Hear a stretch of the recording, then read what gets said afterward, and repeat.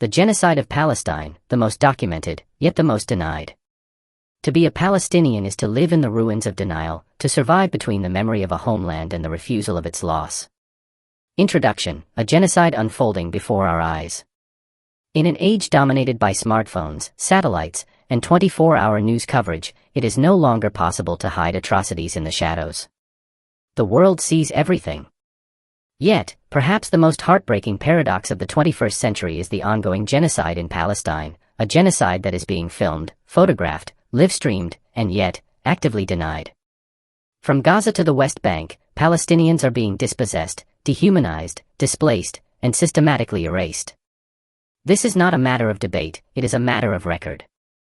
And yet, despite decades of documentation, testimonies, United Nations reports, human rights findings, and harrowing footage, the world remains largely silent.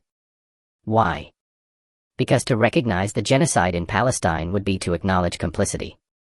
It would be to accept that some of the world's most powerful governments, institutions, and media networks have not only turned a blind eye, but have facilitated and justified it. A history of dispossession. The Nakba, catastrophe, of 1948 marked the beginning of the modern Palestinian genocide. Over 750,000 Palestinians were forcibly expelled from their homes, more than 500 villages were destroyed, and a new state, Israel, was declared on top of their ruins.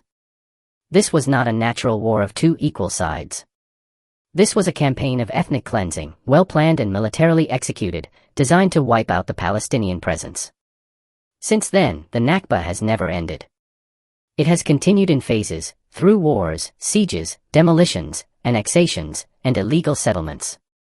In 1967, with the occupation of the West Bank and Gaza Strip, Israel began building a system of apartheid that would come to define the everyday lives of millions of Palestinians. Today, Palestinians live under siege in Gaza, under military rule in the West Bank, as second-class citizens in Israel, and as refugees in exile, unable to return to their ancestral lands. This is not a security issue. It is a deliberate demographic engineering project aimed at achieving Jewish supremacy in a land where Palestinians are the indigenous people. The Gaza Strip, a laboratory of death. Nowhere is the violence more concentrated than in Gaza, a narrow strip of land home to over 2 million Palestinians, half of whom are children, and all of whom live under an Israeli blockade imposed since 2007. Israel controls Gaza's airspace, sea, imports, exports, electricity, and even the caloric intake of its people, as per leaked Israeli government documents. Repeated military assaults, 2008 to 2009, 2012, 2014, 2021, and most horrifically in 2023 to 2024, have turned Gaza into what many human rights groups call an open-air prison, and others more accurately describe as a mass grave in slow motion. Entire families have been wiped off the civil registry. Hospitals, schools, ambulances, and journalists have been bombed. Thousands of children have been killed. White phosphorus has been used. Water supplies have been targeted. Civilians fleeing have been shot. Mass graves of executed detainees have been found. All of this in full view of the international community. It is not just war, it is systematic annihilation. Documentation: there is no lack of evidence. Palestine is perhaps the most recorded genocide in human history.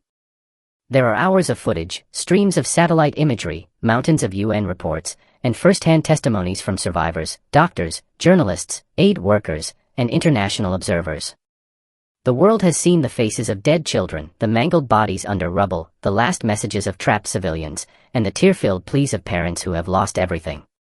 Social media, once considered a democratizing force for truth, has been used by Palestinians to scream for help, while algorithms and moderation policies have silenced them again and again. In fact, Israel's own ministers have issued statements that qualify as incitement to genocide under international law. A minister called Palestinians human animals. Others vowed to erase Gaza, to make it uninhabitable, to flatten it like Dresden. Yet these quotes rarely make it into mainstream Western media. The denial, why the silence? Despite all of this, mainstream media rarely use the word genocide. Western governments, led by the United States, continue to supply Israel with weapons, money, and diplomatic cover at the UN. The International Criminal Court has only recently begun to investigate, and is already being threatened with sanctions. This is not just a moral failure. It is political complicity. What makes the genocide in Palestine unique is not just its scale or brutality, but its normalization. Israel has managed to construct a narrative in which the colonizer is the victim, and the colonized are the terrorists. This inversion of reality is one of the most successful propaganda campaigns in modern times. Palestinians are told to condemn Hamas before being allowed to mourn their children. They are asked to prove their humanity while their very existence is under attack. No such conditions are placed on Israeli grief. No one asks if Israeli lives are worth mourning. But Palestinian death must be qualified, contextualized, explained, and often justified. The legal definition, genocide fits.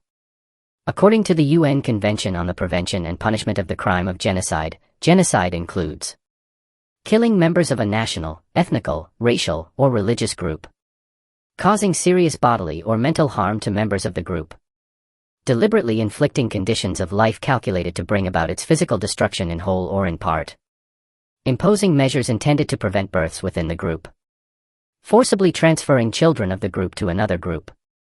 All of these acts have been committed against Palestinians. The deliberate targeting of civilians, the bombing of hospitals and refugee camps, the starvation of Gaza's population, and the psychological trauma inflicted on generations, all amount to genocidal policies. Palestine is not a conflict, it's a colonization. The framing of Palestine as a conflict is a linguistic trick. It implies a symmetrical war between two equal sides. But there is no symmetry between the occupied and the occupier. Palestine is not a battlefield, it is a crime scene. Israel is a settler colonial state, built on the expulsion and erasure of its indigenous population. The project is not about coexistence, it is about conquest. The resistance of Palestinians is not terrorism, it is the natural response of any people who have been oppressed, caged, and brutalized for generations. The moral reckoning. One day, history books will look back on this moment. They will ask why the world remained silent. Why hospitals were bombed in real time, and no one intervened. Why journalists were assassinated and the killers walked free. Why the word genocide was treated as taboo when genocide was happening in plain sight. And what will we say? That we didn't know. That we were neutral. That it was complicated. There is no neutrality in genocide. Silence is complicity. And the longer the world remains silent, the more it becomes an accomplice to one of the greatest crimes of our time. Conclusion: Palestine will never die. Despite all of this, Palestine lives. In the hearts of millions around the world, in the resilience of its people, in the unwavering spirit of children who play in rubble and draw freedom on the walls of ruins. The genocide may continue.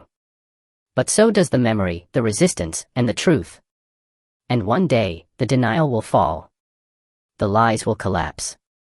And justice, though late, will come. Because no amount of bombs can erase a people who refuse to forget. Because Palestine is not just a place, it is a testimony. And testimony, once spoken, cannot be silenced.